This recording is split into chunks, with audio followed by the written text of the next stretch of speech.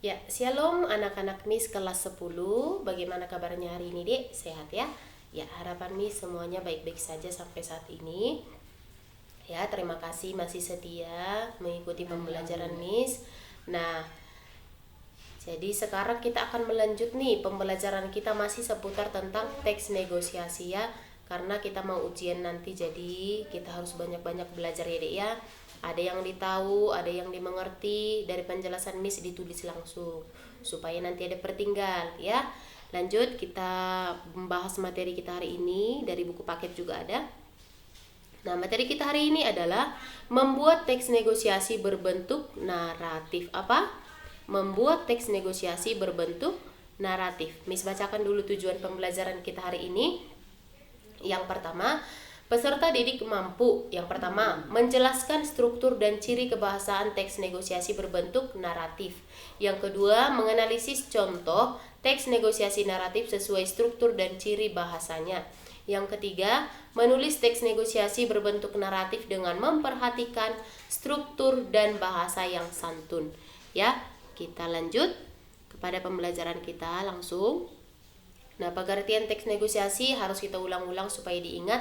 Pengertian teks negosiasi itu masih ingat? Nah, adanya proses tawar-menawar yang saling menguntungkan ya. Nah, mengapa ada teks negosiasi berbentuk naratif, Miss? Nah, biasanya teks negosiasi ditulis dalam bentuk dialog kan, Dek? Nah, namun dalam bentuk naratif, proses negosiasi diceritakan seperti cerita pendek. Ada alur, tokoh, konflik, dan penyelesaiannya. Apa tujuannya, Miss? Kenapa harus ditulis dalam bentuk naratif, Miss? Yang pertama, membuat negosiasi lebih menarik untuk dibaca. Jadi tidak terlalu monoton, hanya berbentuk dialog. Lalu yang kedua, memudahkan siswa memahami situasi dan konteks negosiasi. Lalu yang ketiga apa? Melatih kemampuan menuliskan konflik sosial dalam bentuk cerita. Ya, melatih kita untuk menulis juga. Nah, struktur teks negosiasi naratif. Dalam bentuk naratif, struktur negosiasi mengikuti struktur cerita. Jadi bukan struktur teks negosiasi lagi yang berbentuk dialog. Jadi ada tawar-menawar, ada permintaan dan hasil akhirnya. Bukan seperti itu lagi. Tetapi struktur negosiasi naratif mengikuti struktur cerita. Ya, tetap mengandung unsur negosiasi. Berikut strukturnya. Yang pertama, ada orientasi atau pengenalan situasi. Nah, pada bagian ini mengenalkan tokoh, latar, dan konteks awal sebelum terjadinya negosiasi. Nah, penjelasan. Yang pertama, memperkenalkan siapa yang terlibat di dalam negosiasi. Lalu yang kedua, menjelaskan situasi awal yang mengarah pada negosiasi. Contoh kalimatnya. Sore itu, Rina sedang mencari toko yang masih buka untuk membeli buku catatan. Ia singgah ke sebuah toko kecil yang dijaga oleh seorang pria tua. Ya, jadi di sini ada perkenalan toko, lalu situasi awalnya bagaimana. Ya, tokonya siapa di sini, Dekku? Ada Rina. Lalu apa? Ya, seorang pria tua ya, penjaga toko. Lalu apa lagi dibilang di situ situasinya awalnya apa? Situasi awal. Ya, si Rina sedang mencari toko yang masih buka untuk membeli buku catatan ya. Pada waktu apa? Sore. Nah, yang kedua, pemunculan konflik ya. Struktur yang kedua adalah pemunculan konflik.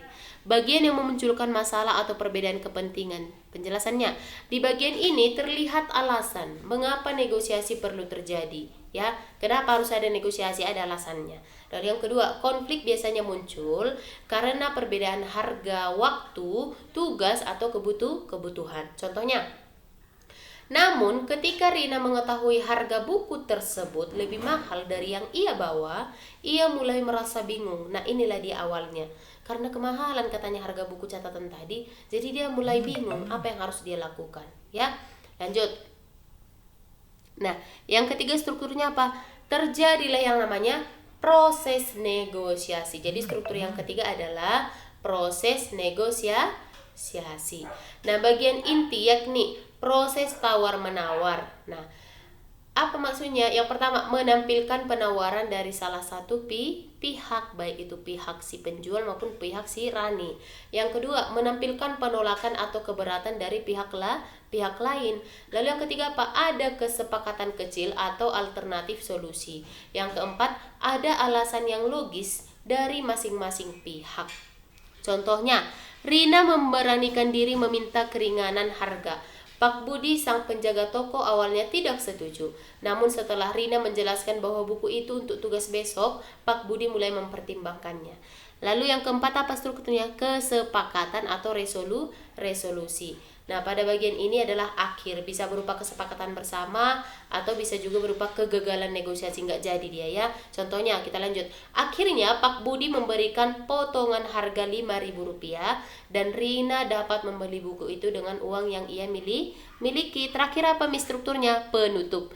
Nah, pada bagian kecil untuk mengakhiri cerita ini, menjelaskan kondisi akhir setelah kesepakatan terjadi ya, bersifat ringkas dan tidak harus panjang. Rina berterima kasih dan pulang dengan perasaan lega dan sukacita. Ya. Kita lanjut. Ciri kebahasan teks negosiasi naratif. Yang pertama, menggunakan kalimat persuasif. Ya pasti ya. Ya kalimat yang berusaha meyakinkan atau mempengaruhi pihak lain. Contoh, bisakah Bapak memberi sedikit potongan harga? Saya sangat membutuhkan buku ini untuk sekolah. Nah, itu dia ya, persuasif ya. Jadi dia mempengaruhi, memberitahukan alasannya. Yang kedua, menggunakan kalimat penawaran dan penolakan. Nah, contoh, bagaimana kalau saya membeli 2 buku? Apakah bisa lebih murah? Contoh penolakan, maaf, harga segitu sudah pas nak. Nah, itu ya. Yang ketiga, menggunakan bahasa yang santun. Karena negosiasi harus dilakukan dengan sopan. Contoh, mohon maaf Pak, apakah boleh saya bertanya tentang harga barang ini? Lalu yang keempat, menggunakan kata yang menunjukkan kesepakatan. Seperti setuju, sepakat, baiklah, jadi, maka kita putuskan. Contoh, baiklah nak, kalau begitu kita sepakat dengan harga itu. Yang kelima, menggunakan kata yang menunjukkan sebab akibat. Karena negosiasi dipengaruhi alasan yang logis. Contoh, karena uang saya kurang Pak, saya hanya mampu membayar 15.000. Nah itu ya. Kita lanjut kepada langkah-langkah membuat teks negosiasi berbentuk naratif. Kita perlu mengetahui langkah-langkahnya. Yang pertama, tentukan masalah yang akan dinegosiasikan. Tentukan dulu masalahnya, apa yang mau kau negosiasikan. Ya, kemarin sudah pernah membuat teks negosiasi ya. Contohnya, negosiasi harga barang kah, pembagian tugas kah, penggunaan fasilitas dan lain-lain. Ya, yang kedua, tentukan tokoh dan latar cerita. Contoh tokoh, siswa, guru, pembeli, penjual, kakak, adik, teman-teman. Yang ketiga, buat alur sederhana. Awal, konflik, negosiasi, kesepakatan, baru penutup ya, sesuai dengan strukturnya ya. Yang keempat, bangun dialog negosiasi dalam narasi. Meskipun berbentuk cerita, kamu tetap dapat menyertakan potongan dialog ini ya. Jadi kan seperti cerpen ataupun cerita lainnya, kadang kan di dalam ada juga dialog disertakan, tapi bukan hanya dialog ya. Ya itu dia jadi ya. Lalu yang kelima, gunakan bahasa yang santun dan logis ya. Pilih kalimat yang jelas, tidak bertele-tele dan menggambarkan negosiasi yang nyata ya. Lalu yang keenam, pastikan ada kesepakatan di akhir cerita ya, harus ya. Lalu kecuali memang ingin menunjukkan negosiasi gagal, tetapi tetap harus logis ya. Nah, oke, itu dia ya. Nah, sekarang sampai di sini saja dulu materi kita. Ya, sambil belajar sendiri juga apa yang Miss jelaskan dipahami. Nah, sekarang tugasnya apa Miss? Jangan capek-capek kalau dikasih tugas ya, supaya dia nanti tambah nilaimu. Kalau Miss kasih tugas dikerjakan ya. Belum semua mengirimkan tugasnya, harus semua. Nah, tugasnya apa Miss? Nah, buatlah sebuah teks negosiasi berbentuk naratif dengan ketentuan. 1. Panjangnya minimal 3 paragraf saja, 3 paragraf ya. Yang kedua, mengikuti struktur teks negosiasi naratif ya, bukan struktur teks negosiasi. Nah, apa tadi strukturnya? Orientasi, konflik, proses negosiasi, kesepakatan, dan penutup. Yang ketiga apa? Melibatkan minimal 2 tokoh ya, haruslah, namanya negosiasi kan. Yang keempat apa? Negosiasi harus logis ya, bisa harga, waktu, tugas, fasilitas, dan sebagainya ya. Ikuti langkah-langkah tadi yang Miss jelaskan. Lalu yang kelima, gunakan bahasa santun dan sertakan minimal 3 contoh kalimat penawaran atau penolakan ya. Lalu yang keenam, buatlah judul yang menarik. Oke, itu aja tugasnya. Miss tunggu dikirim ke grup ya, supaya nanti ada tambahan nilainya untuk ujian D. Dipelajari bukunya, nanti kita akan ujian di bulan 12 Harapan Miss semuanya jangan ada yang nilai remedial ya Dek ya, supaya memang semuanya bagus nilainya. Makanya ketika Miss menjelaskan, ya dipahami, dicatat, ketika ada yang tidak dimengerti boleh ditanyakan. Oke, sampai di sini dulu pembelajaran kita hari ini. Harapan Miss semua anak-anak Miss bisa mengerti dan semangat belajar, tetap bertanggung jawab ketika dikasih tugas. Jangan ada yang malas, bisalah kalian dipercaya ya.